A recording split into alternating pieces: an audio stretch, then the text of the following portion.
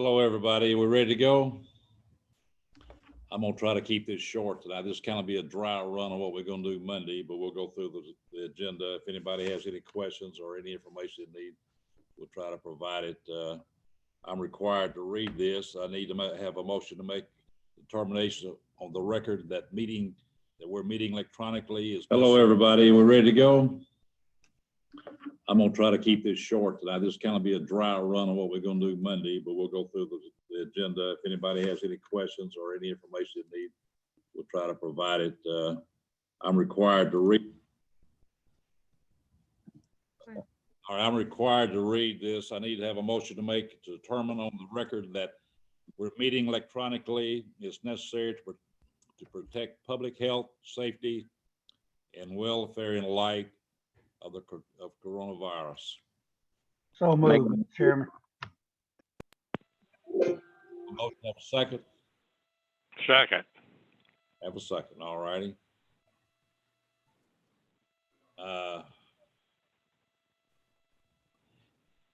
Number 4 would be approval of the minutes, which we won't go through that. Number 5 is a consideration, possibly acceptance of a declaration of hope. Did all of y'all receive a copy of that? Yes. Yes. There's no need for me to read it. Right? Any questions about it? What is it? It was background.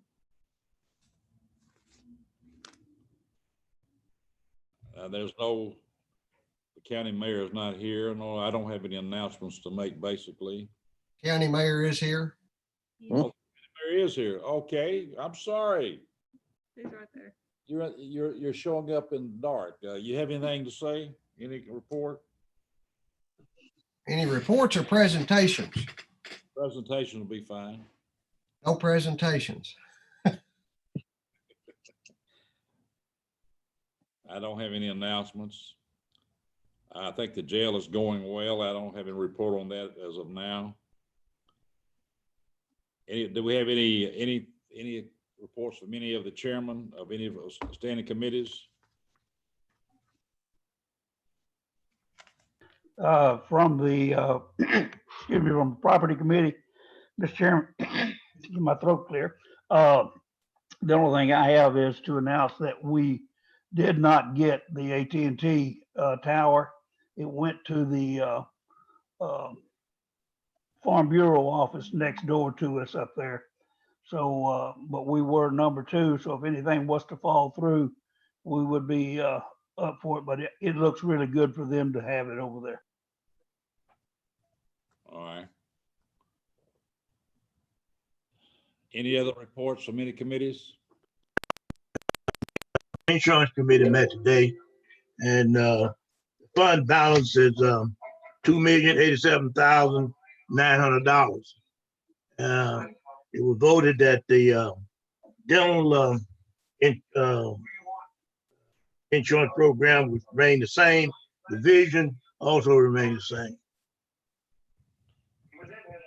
Yeah, we got a healthy balance right now. That's good, but probably won't last long. Any other committee reports?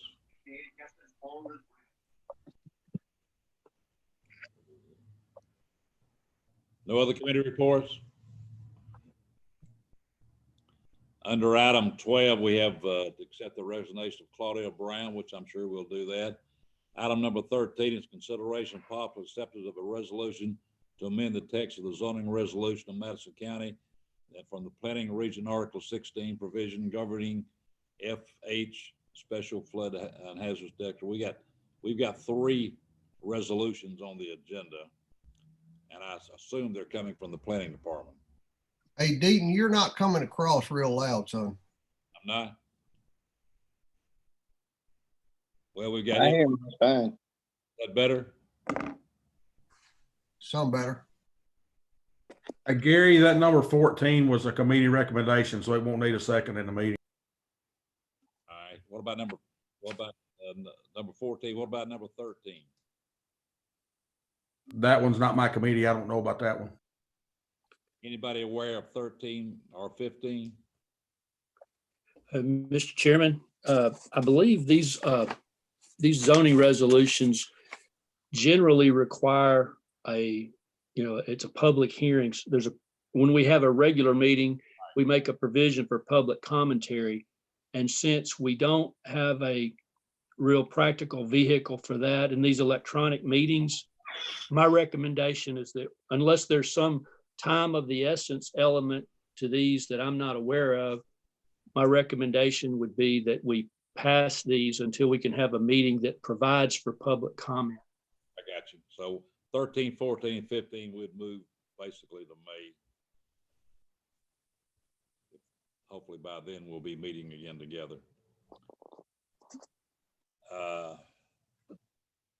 Number 16 is consider acceptance of a resolution to authorize a $2 filing fee for documents filed electronically in the Register of Deeds office in Madison County.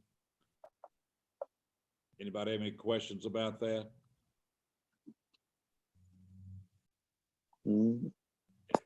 Item number 17 is we still don't have anybody for the Adult Established Board. I've asked Steve Maroney to find us a nice qualified lawyer to serve in that position. He says he will do so, or hopefully he'll do so. I think I have someone, Mr. Chairman. Great deal. Okay. Number 18 is the appointment of 3 members to the County Corrections Partnership Committee. There's 3 vacant seats there right now with Petty, Mercer, and Deaton's on there. We need 3 more county commissioners. So the 3 that's going to be nominated are Joey Hale, Cindy Bryant, and Doug Stevens.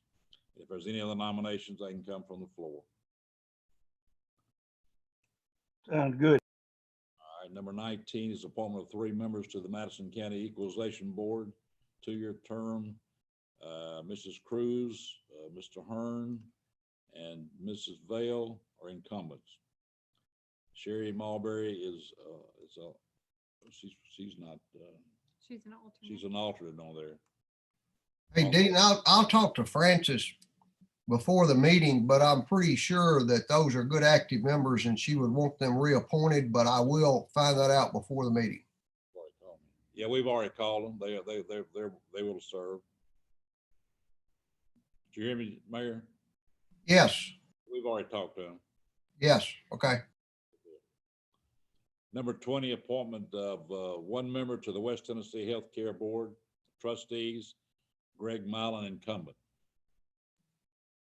And I would strongly recommend reappointment of Greg. He's been a good member. James Ross wrote us a letter asking for his reappointment. So I think we'd do good to reappoint him. I think that's a 5-year term. He's already served two terms. This will be his 3rd term. Item number 21, appointment of 1 member to the Jackson Community Redevelopment Agency by County Mayor, 3-year term, Sammy West, incumbent. And he also agrees to serve, Mayor? I will verify that, but yes, I'm pretty sure. I think he's a good active member of that board. Item number 22, any amendments or transfers to the general fund. This is coming from the Finance Committee.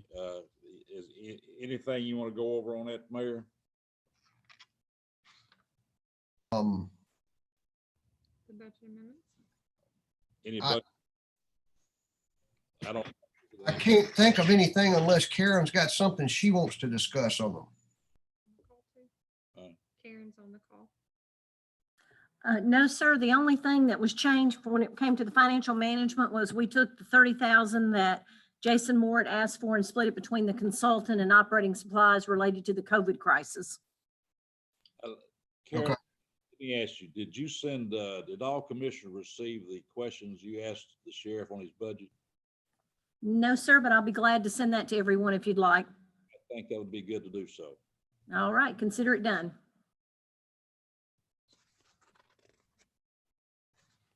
And 24, anybody have anything to talk about other than what we discussed and all matters related to or connected with matters set forth and items 1 through 23? Mr. Chairman, I've got a few things I'd like to share with y'all if you're ready for it. Go right ahead. Well, I don't know if you heard Maroney earlier, but but Chuck Purcell has agreed to serve on the adult oriented board. And Steve, do we have time to get that resume to the commissioners and them appoint him on at the meeting?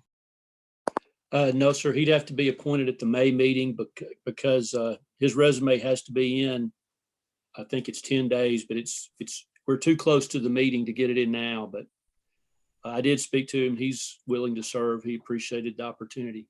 Yeah, Okay. very scared he's gonna change his mind. Yeah. Well, and I've been sending y'all notices on our number of positive cases we've got. I think we just went up to 91 a little while ago. I believe that's correct. I sent it to you, but I wanted to tell you, I want to say a hats off to our sheriff's department, police department, our judges, and Jody Pickens as far as the jail. And I want to tell you, you know what kind of censuses we've been running at the jail. And Monday on April the 6th, we were sitting at 366 people at the CJC, 74 Penal Farm, 42 at the jail annex. And through their work today, let me get back down here. Today, our census, and it has continuously dropped. Right now, our census at the CJC is 332 inmates, 64 at the Penal Farm, and 39 at the annex. And if y'all see the judges, the sheriff, chief of police, tell them thank you, because they really worked hard to not bring people to the jail that doesn't have to be there, as well as reviewing cases of people they could release.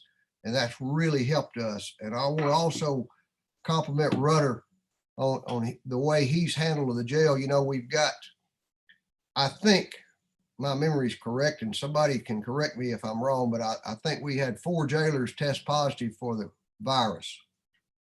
3 for sure, and I think there's a 4th one that just showed up. And there have been over at different times, there have been as many as 20 to 22 of the employees down there that's had to quarantine because of the positive cases that showed up. Now that's just employees. Some of them are already back at work. Some of them will be back to work, but Rudder has had a real challenge in covering all the people's shifts that have been off because of quarantine. And the other thing is that we have not had an inmate tested. They've been checked, and I think they check temperatures, the whole bit on a daily basis. Of course, anybody that's admitted to the jail, they get checked out before they're ever put into the population of the jail. Also, we have not had any suspect cases, that is inmates showing symptoms. And so there's not been anybody put in isolation, and that's the plan. If somebody shows, if they show symptoms, they'll immediately be put into isolation so that they can be, we can determine, you know, if they're sick or not, get them a test and so on and so forth. So that, I mean, I've looked at that, our CJC as an absolute ticking time bomb. I mean, you know, it hadn't been long ago, we had as little as 450 in that facility to over 500 at different times. And so today to be down to what is it, 338 or 36, whatever I said, 332. I mean, that is a real testament to the work's been done around. And so if you see them, tell them thank you for that, because it's a real big cloud hanging over our head there. Also today we sent out a proposed, I can't even remember what the name of the thing is now. In essence, it's a reopening strategy. And there are certain qualifiers in there. We've got to hit certain things as far as testing, number of cases, so on and so forth, before we ever get to the point that we start the reopening. And it's a soft reopening in the sense that we're going to unwind it piece by piece the way we wound this thing up. And then at each phase, and y'all all should have a copy of that. Each phase has measures in there, and if we hit those measures and we hit those thresholds as far as cases and unknown cases, then we move on to the next phase of this. And I really, really hope, I mean, first off, it can only potentially start May the 1st because the governor's order goes through the end of April.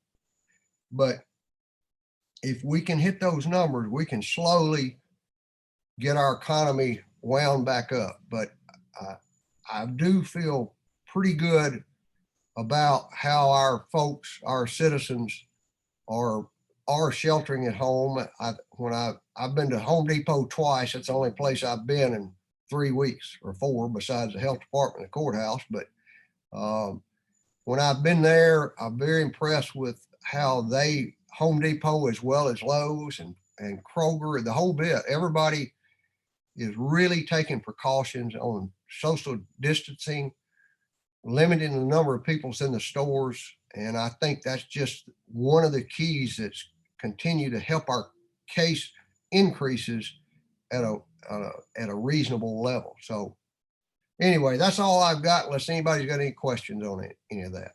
And you mentioned Ken Tetford. She's done an outstanding job too. Oh. Up and keeping everything going the way it should. Absolutely. I mean, she has been an absolute rock. And I do want to mention the testing that's going on this weekend. You do not have to have symptoms to be tested. It is at the fairgrounds. Anybody that wants to be tested can be tested. And I feel like there's going to be, we only had about 80 something cars show up when they had the testing about 2 or 3 weeks ago, but you had to have symptoms to be tested. This time you don't. I feel like there's going to be lots of people to go through that line. And if any commissioners listening, if you just for peace of mind want to get tested, just drive down there. You don't ever get out of your car. Time wise, I don't have a clue how long it'll take you. I assume it'll depend on how many cars stack up, but and so that's going to be run Saturday and Sunday at the fairgrounds. Mayor, is any possibility that we'll be able to get this quick testing? Is that ever going to happen, or is that something we won't be able to get? Well, we yes and no. I mean, these tests are going to Quest Lab. Kim thinks that we're going to have a better turnaround, certainly better a better results time than we did before. But I think that she's saying that it's going to be give or take 48 hours, may be the lowest time, up to maybe like 4 days worth. But last time it was upwards of 2 weeks before we got some tests back. But the hospital now, the testing they're doing with patients, they now have the ability to run a test that they can get the results in like an hour. Now, they only have a limited supply of the reagent, the liquid that this swab goes into and goes into this machine. They only have a limited supply of that, but they are being able to test patients and getting results, almost immediately. And I've talked with them, if we do have an issue at the jail, if they would test an inmate or an employee, because it's so critical to know as soon as possible we've got an issue, and they said they would work with us on that and do that. But they will have, if they can get the reagent, they've got 4 machines they can run these tests on, but they're all 4 machines are different manufacturers and require a different reagent. They only have a reagent for one of them. If they can get the reagent to kick up 1 or 2 more of those machines, then the availability of those tests will be increased substantially. Mayor Arthur Johnson, are the prisoners that are being let out in house arrest?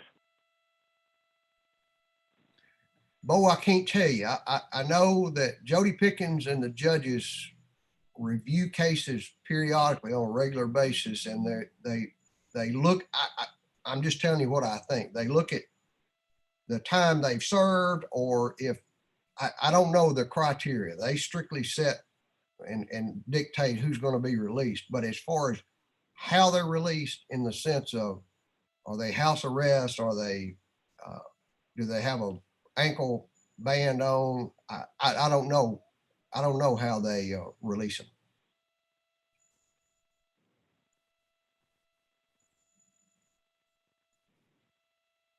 Anybody else have any questions? Anything else? We should have a roll call. Do you want me to have one?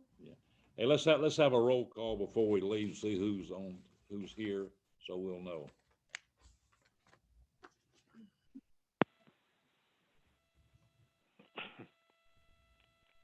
You want me to do that, I assume, Gary? Beg your pardon? Do you want Fred to do it? You want me to do that? Yeah, go ahead. Alexander, Yeah. Arnold, You gotta say here. You gotta say here in a minute. Keep going. Beckham, Brantley,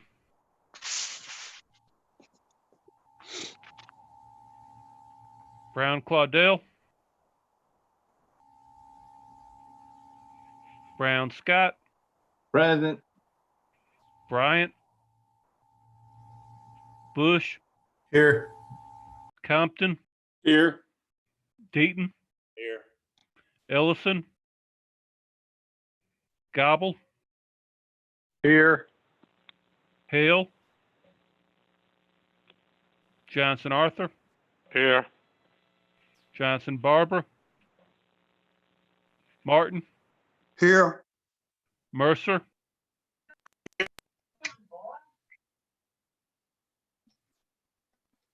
He's here, go ahead. Montague, Pearson, Petty, Here. Spain,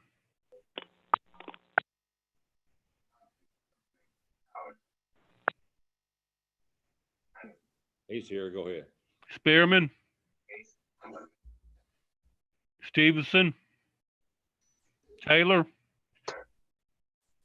Wall. Here. Thank you. All right, that gives an indication how many we have.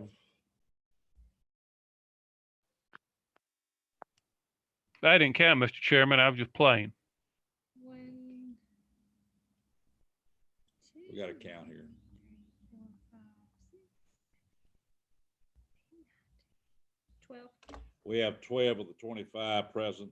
So maybe Monday morning, this will go halfway smoothly. I hope it does, but we'll try to set the perimeters down on how to do this. The main thing during the Monday's meeting, just make sure we don't talk over each other. That's the main thing. Be recognized before you speak, and we'll try to make it as smooth as we possibly can. But if there's nothing else, we'll adjourn. Anybody else have anything else they want to discuss? If not, thank you very much. Have a good evening. Thank you, Mr. Chairman. Y'all be good. Thank you. Thank you. Have a good day. Thank you.